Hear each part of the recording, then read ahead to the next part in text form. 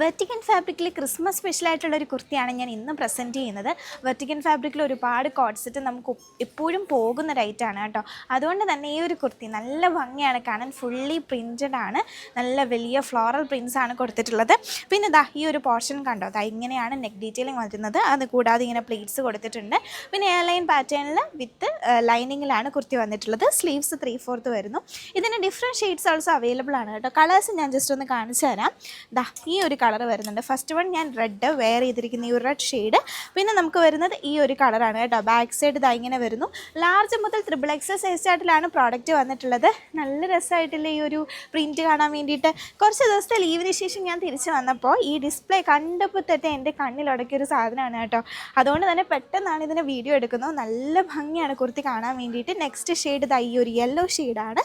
പിന്നെ നമുക്ക് വന്നിട്ടുള്ളത് ദാ ഈ ഒരു ഗ്രീൻ കളർ വന്നിട്ടുണ്ട്.